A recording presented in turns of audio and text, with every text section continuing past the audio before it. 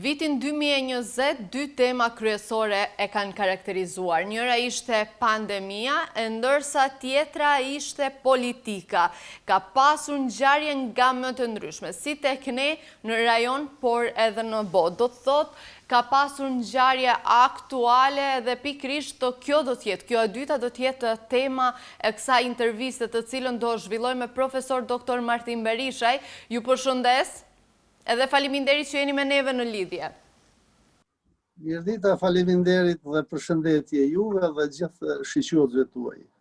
Ne kemi zhvilluar njëherë një intervist, kemi menduar që ndoshta do ketë ndryshime, ka pasur ndryshime në fakt, ka ndodhur shumë çka në skenën politike, por që t'ja nisim nga vendi onë, nga Mali i Zi, pas 30 viteve ka ndryshim të aktorëve kryesor në pushtet. Çka ka ndikuar në këtë? Po tjetër, Mali i Zi sot ballafaqohet me një situatë që nuk është ballafaquar deri tani, mbasi që një elitë politike e cila ka qenë mbi 30 vjet në pushtet është ndrrua. Pra, në Malzi nuk ka ndodhur asnjë send që ka shprit me çka kanë friksua partia e presidenti Gjukanović, por ka ndodhur vetëm ndryshim akomodimi i elitave. Malizi sot natyrisht ende nuk është këndell. Nuk është këndell nga ajo situatë për cilën kanë menduar se kryetar shtetit ton Gjukanović, kryetar qeverie ton Gjukanović, zot shtëpisë në shtëpi tonë Gjukanović, e kështu me radhë. Pra, ajo situatë nuk ekziston më. Malizi natyrisht ballafaqohet, edhe kjo klasë politike në Maltezi ballafaqohet me një situatë mjaft interesante. Tash për tash, ata janë në fazën e dekonstruimit të një pushtetit kapilar, i cili është vendosur prej nalt deri poshtë, një sistemit i cili ka funksionuar ashtu siç ka funksionuar, duke u nis prej një faktit fundamental se Bashkia Ndërkombëtare ka zgjedhur në mes të paqes sociale në Ballkan apo një demokracie e ka parapëlqyer këtë të parën dhe tani kësaj klasë politike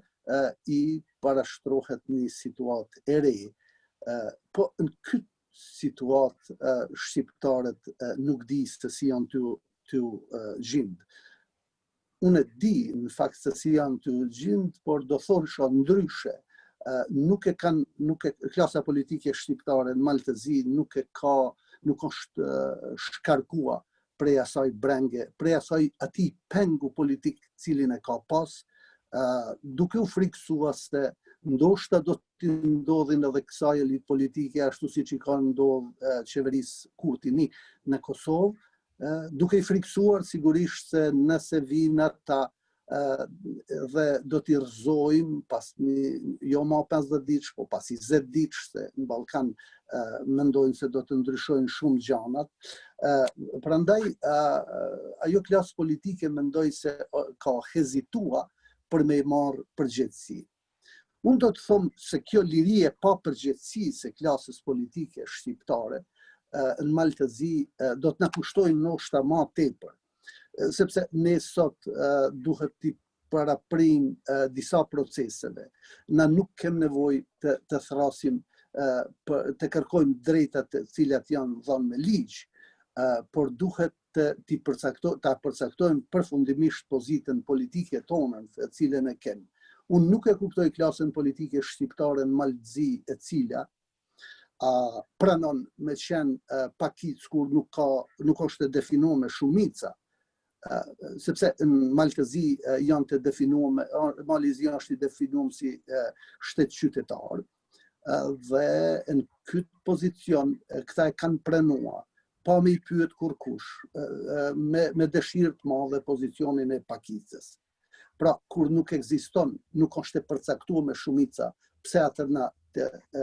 të pranojmë atë nivel. Do t'i thoja dis nivel, mbasi që në mënyrë kushtetuese duhet të funksionojmë, duhet t'i kërkojmë të drejtat.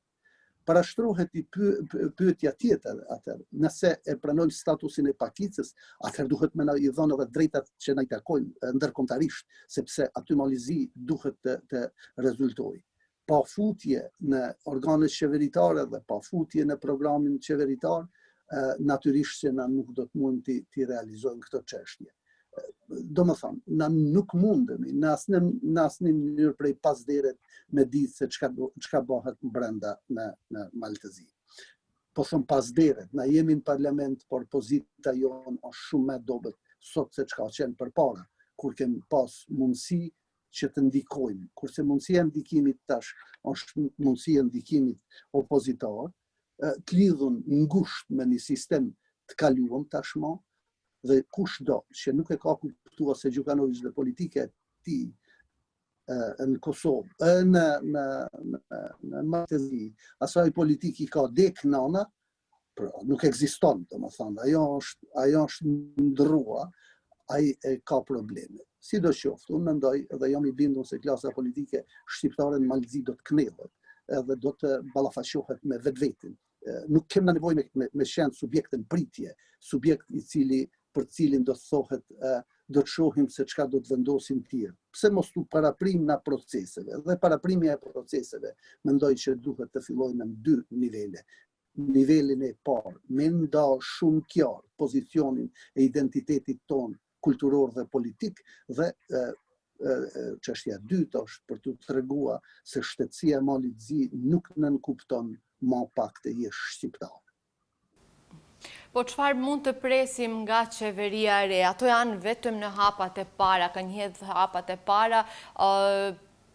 fokusohen shumë, këto janë me çfarë edhe deklarohen, tek kriminali organizuar, tek do të rrisin punësimin e të rinjve, shumë çka. Çka mund të realizohet në 4 vitet e ardhshme mbas gjitha ngjarjeve që kanë ndodhur gjërmë tani? Iherë në Maltëzi nuk do të ndodhin çudinat. Për ta stabilizuar gjendjen politike në Maltëzi, kësaj klasë politike i duhen s'paku 2 vjet, derisa të dekonstruohet një sistem i vendosur, ashtu siç e quajta, një sistem kapilar prej nalt deri poshtë, kurse të ballafaqohem me krizë politike dhe pandemi, kjo natyrisht do të shtojë ndoshta këtë dimensionin e pritshmërisë tonë. Pse mendoj unë se duhet shqiptar të jenë agresiv në këtë çështje, sepse kjo klasë politike që është sot në pushtet nuk mundet pa ne me funksionuar. Nëse e marrim pozicionin e pritjes, edhe pritjes së asaj se ku do të gabojnë ata, edhe do të kthehet një situatë e re, unë mendoj që është gabim. Por, sidoqoftë, jam tepër i bindur se kjo klasë politike, sado pak që jemi, e kontrollon një hapësim politike,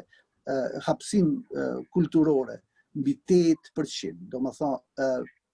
hapësina etnike shqiptare është mbi 8%, e kur e merr të krejt Malitëzi dhe kur e merr pozicionin se vetëm domethënë Bregdeti në Maltëzi kontrollohet nga një pjesë që ky sistem, ky Gjukanovići nuk ka punuar kur gjata 30 vjet në Ulqin, në Tivare, apo në Malësit Madhe, apo në Plave Busiero, Zhari, atëherë duhet na t'i marrim pozicionet në dorë të veta. Si t'i marrim? T'i marrim të organizohemi.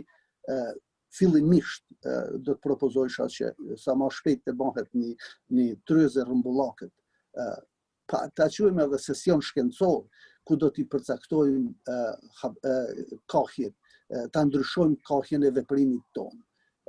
Me partitë politike shqiptare që janë sot, i kemi relatat shumë të mira, dhe mendoj që nuk do t'ishte ndonjë problem i madh për t'i qua ato procese përpara, por duhet tashma gjithmonë të fol për platforma, mendoj se nuk duhet të flasim shumë për platforma, por duhet të flasim për kahje. Sa jam në ndjeni me një ftesë që është bën para disa kohësh nga Arts Klubi në Ulqin, mendohet diku në muajin shkurt që të bëhet një sesion shkencor i tillë që do të ripozicionoj kahjet tona. Uroj që klasa politike të përgatitet sa më tepër dhe na nga jashtë apo mbrend të cilët janë të ndihmojmë aty të kapërcejmë këtë shteg, sepse këtë shteg, kapërcimi i këtij shtegut nënkupton pozicion shumë më të qartë për ne. Tani do të kthehem edhe te një çështje tjetër e cila ndoshta është shumë me rëndësi ta përcaktojmë. Kjo klasë politike që e ka marrë sot malin e zi, ne na duket e brisht, natyrisht që është e brisht, natyrisht që nuk kam asnjë iluzion se ata janë burrat mirë që mezi presin me na i dhënë pozicionet tona, por kushtimet tona mund të jenë më të fuqishme për t'i ndaluar ata që mos e bojnë ata që s'duhet ta bëjnë. E ata që s'duhet ta bëjnë është të vazhdojnë këtë status quo me ne, mos të ndikohet, mos të investohet në komunat e Ulqinit, në komunën e Ulqinit, Tuzit, Plavse, Gusise, kështu me radhë. Ne na duhen kapital iniciues që ta rikthejnë pozitën tonë ekonomike aty, jo ku mungon, po ku e meriton ajo. Është të tmerrshme kur të shihet që vetëm gjatë gjithë kohës flitet për kryporën e Ulqinit, për ato ullishtat në Valdanosa, po, dhe asnjë çështje nuk ka përcehet në atë drejtim. Pra, edhe për krye kësaj qeverie, e cila është e kontrollueshme nga Bashkësia Evropiane, për krye kësaj çështje e cila është e kontrollueshme, sepse asnjë proces politik nuk ndodh, domethënë, në mënyrë të rastësishme, sepse asgjë në politikën ndërkombëtare nuk është e rastësishme, por edhe nëse ndodh rastësia, ajo është shumë mirë e planifikuar. Pra, çdo gjë që ndodh në Malë të Zi sot ndodh sepse është planifikuar përpara, sepse Mali i Zi nuk u paraprin proceseve as politike, as ekonomike. Ajo gjendet në një pozicion mes dy kohjeve. Dhe tash më lejoni që të bëj një shpalim të situatës në cilën gjendet Gadishulli Ballkanik. Ndoshta do të regjistrohet se në historinë e marrëdhënieve ndërkombëtare, gjitha vendet e Gadishullit Ballkanik, nga Slovenia e deri në Bullgari kanë kërkuar dhe po kërkojnë anëtarësinë zyrtare në Bashkimin Evropian dhe NATO. Përveç Serbisë, e cila e ka deklaruar neutralitetin ushtarak, por është edhe kandidat për anëtarësinë në Bashkimin Evropian. E gjatë historisë marrëveshjeve publike, ndoshta edhe sekrete, konferencave ndërkombëtare, sidomos gjatë përfundimit të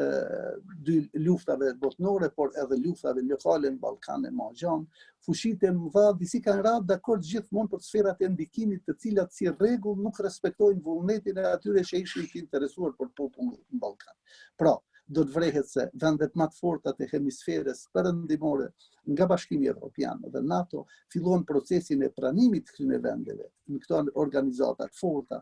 dhe më pas nuk bën gjë për dekadat tona, për të pranuar gjitha vendet e inkurajuara të Ballkanit Perëndimor për një anëtarësi këtyre. Situata aktuale pra në Ballkan nuk është fryt i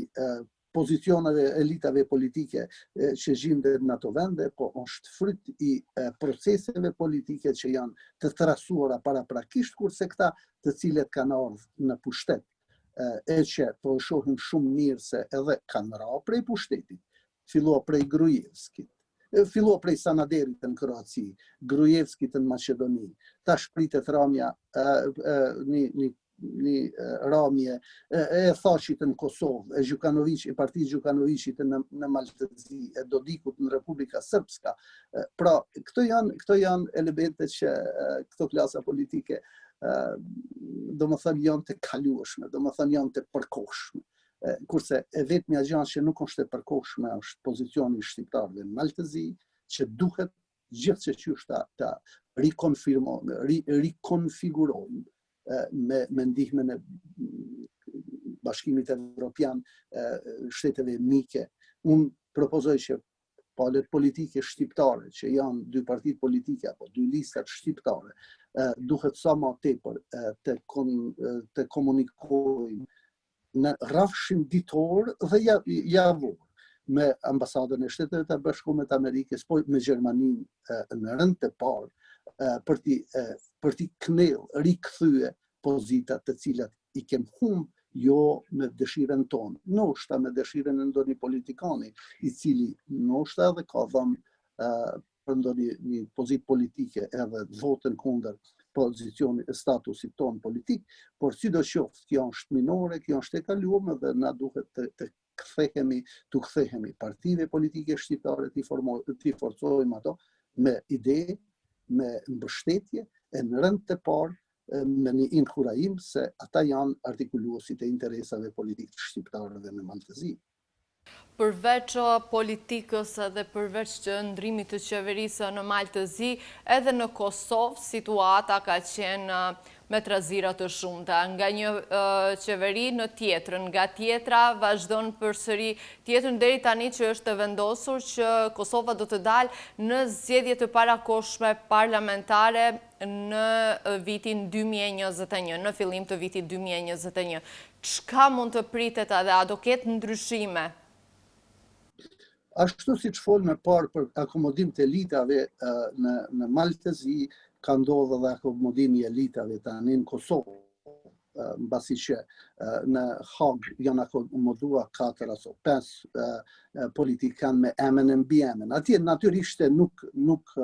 akuzohet ushtria qeverimtare e Kosovës, por akuzohen personalisht dhe faji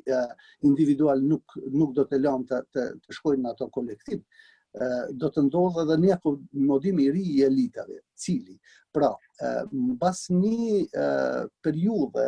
të qeverisë Hoti, e cila ka qenë qysh në fillim jo legjitime, thëmja në kurriz e qeverisë Kurti për interesa minore të dikujt, ka rezultua se 6 muajt e fundit Kosova ka vendnumëruar. Pas një pozicionit ekselent të zotit Kurti, i cili e ka vendos një nivel të komunikimit ndryshe, qoftë me Bashkësinë Ndërkombëtare, qoftë me Kosovën, ku parimi kryesor i tij ka qenë dhe ka mbetur lufta kundër korrupsionit dhe rikthimi i statusit politik, subjektivitetit politik ndërkombëtar të Kosovës, ka pasua me një qeveri jo legjitime, e cila në një marrëveshje, e ajo nuk është marrëveshje ndërkombëtare as pak, ajo është një zotim të cilin qeveria Hoti ka dëshiruar ta prezantojë si marrëveshje, duke e fut Kosovën në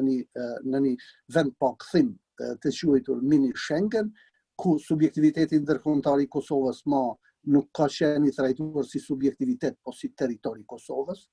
e kur subjektiviteti ndërkombëtar i Kosovës ka ndodhur dhe është me 3/4 atë sovranitetit, pasi që fatkeqësisht veriu i Kosovës ende nuk kontrollohet efektivisht nga ne, qeveria Kurti ka vendosur qeveria 2 Kurti ka vendosur që kësaj radhe të shkojnë me fitore të 2/3 të parlamentit në Kosovë. Ndoshta këto numra duken të mëdhenj për dikon, ndoshta këto numra edhe mund të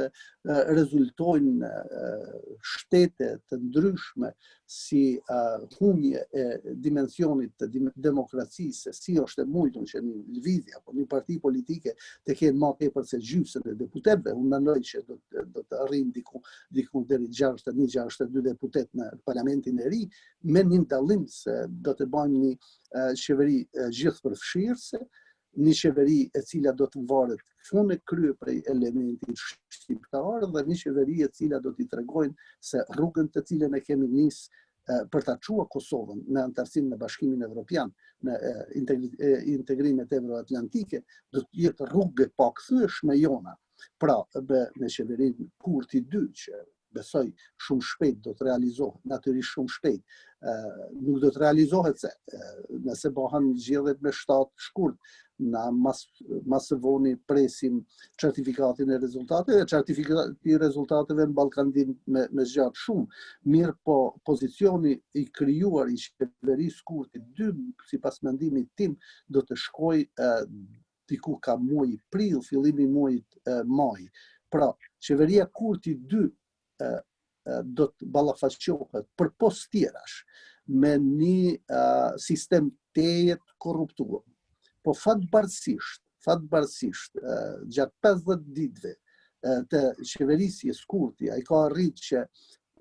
70 drejtora, të cilët e kanë bën grëmjen e kapitalit financiar të shtetit, i shndroi në shërbyes publik, të cilët do t'i shkërbejnë shtetit dhe kombit, ata kanë mbetur aty këtu ende, mbasi që qeveria Hoti i pat spostua, por mbi të gjitha që kanë shumë me rëndësi, rruga e filluame do të vazhdojnë përpara. Parashtrohet atëherë edhe një pyetje tjetër, se me çfarë sfidash do të ballafaqohet qeveria e Kosovës kur pandemia e ka bën vetën. Natyrisht, efektet e pandemisë në Kosovë ekonomikisht nuk do të jenë të njëjta me efektet e pandemisë në shtetet evropiane, por remitanca që vjen nga bashkëdhetarët tonë, si gjithmonë deri tash ka qenë gati gjysma e buxhetit të shtetit kosovar. Pra, detyrat që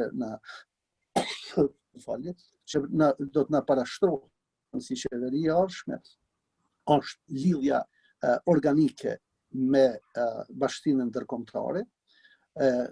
do të jenë lidhja organike me shqiptarët jashtë Kosovës, dhe 3, natyrisht nuk mendojmë se duhet të bëhet Kosova, nuk duhet bëhet kujdestari i klasës i shqiptarëve, por me ardhen e qeverisë Kurti, ai pozicion do të forcohet dhe marrëdhëniet që do të ngriten në nivele edhe më të larta të komunikimit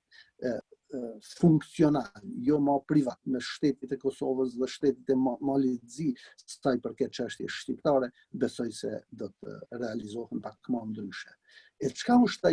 ai akomodim tjetër i elitave që përdora parë? Pra, nëse akomodimi i parë i elitave ka ndodhur në Hag, akomodimi i dytë i elitave do të jenë se shumë nga këta deputet që sot janë në parlamentin kosovar nuk do të jenë pjesë e një parlamentit të ardhshëm dhe kështu do të ndodhin do të quaj një fjalë ndoshta edhe tërmete të mëdha politike brenda hapësinës politike kosovare që do të japin një kohje tjetër. Pra, rikthimi i qeverisë Kurti nënkupton me forcim të demokracisë së brendshme njëherë, vendosjes së rendit dhe ligjit, që janë shumë me rëndësi, dhe pozicioni i Kosovës do të shkojë në atë kohje që është filluar. Pra, kemi marrëdhënie shembullore me bashkinë ndërkombëtare, ku me Serbinë natyrisht do të vendosen pozicione shumë më të qarta se ç'kanë qenë deri tash, dhe nuk do të pranojmë asesi që nivelet e reciprocitetit në dy shteteve, ku reciprociteti nënkupton sovranitet dhe paprekshmëni territoriale të shtetit e Kosovës, do ta vendosim në rend të parë. Natyrisht, mbi të gjitha, është shumë e rëndësi që të jenë paqja dhe fqinësia e mirë me të gjithë që ne jemi të interesuar, por në këtë çështje atëherë do të parashtrohet edhe çështja e rikonfigurimit të dialogut me Serbinë, i cili me këtë klasë politike serbe mendoj se do të jenë pak vështirë me bën mirë po me ndrrimin e administratës amerikane, ku nuk presim, domethënë që do të ndodhin çuditëra, por administrata amerikane do ta rikthej konvencionalitetin që zoti Trump, si presidenti i Amerikës deri tash, e kishte bë një politikë jo konvencionale, një politikë të rezultimit të vendimeve ad hoc, rezultimet ad hoc ka tërdin që të japin edhe produkte ad hoc. Pra, besoj se administrata e zotit Biden do të, ashtu si që ka spjegua dhe ai, nuk e vën më në dyshim pavarësinë dhe tërësinë territoriale të Kosovës, se që një administratën më parë kishte vënë si problematike. I prekëm disa çështje sa i përket malit zi Kosovës tani nga fillimi i vitit 2021 edhe Amerika ka president të ri, Joe Biden. Çka pritet që të ndryshoj atje? Ashtu si që tha që dhe më parë, shteti Amerikanë ka pas problemet shumë të mëdha me një administratë cila e ka shëndro politikën amerikane të kohës, politikën amerikane në mënyrë jo konvencionale, ku politika është shqyqua më parë si interes ekonomik, se sa si një projekt afatgjat. Problemi tyre nuk ka qenë ma problemi i Ballkanit, apo lëdishu i Ballkanik, apo si që kanë qenë me shujt Ballkanit përëndimor. Unë jam kundër ati terminit Ballkanit përëndimor, sepse disi më rezulton Ballkani përëndimor, gjithmonë kur flitet më rezulton në një situatë që është për pas mendimit tim, një substituim i një Serbije të madhe apo Jugoslavije po Kroacije e Sloveni. Por kjo, natyrisht në pozicionet politike dhe në programin politik që e ka shpreh Biden në sa i përket politikës së jashtme, kërshi Evropës, kërshi Gadishullit Ballkanik dhe lindjes së afërme do t'i kenë vijat më të qarta dhe nuk presim, domethënë që do t'jenë të pa përshtatshëm në ato vija. Amerika natyrisht nuk investon diku $100 për me i hup $1.000, por natyrisht Amerika investon diku ku do ta kenë interesin e përbashkët me vendorët që janë aty. Kosova fatbarësisht është një pjesë e një agjende politike që ata në fakt edhe e kanë mbështet në veprimtarinë e tyre. Pse ka ndodhur kjo, pse ishte një kohje pak më e madhe ka Serbia se sa ka Kosova, është një fakt i pamohueshëm se klasa politike shqiptare e Kosovës dhe një pjesë e administratës amerikane, përfshiktu edhe zotin Grenell, i cili ka qenë i njohtur me animet apo në malësor thonë me matosje ka Serbia ma tepër se nga Kosova, ka qenë sepse na nuk kemi qenë subjekt i cili ka mund që t'i imponoj jo ma qëndrimet tona, po as pozicionin ton, qoftë në biseda kërshi Bashkimit Evropian, në Bashkimin Evropian që u thej zoti tani ma ish ministri i punëve të jashtme Lajçak, dhe do të ndihmoj procesin e përshpejtimit ndoshta të vendosjes së parametrave të ri rreth pozicionit të Kosovës si shtet. Unë ju falenderoj që keni ndarë kohën tuaj me neve dhe që diskutuam mbi disa çështje të cilat kanë të bëjnë pikërisht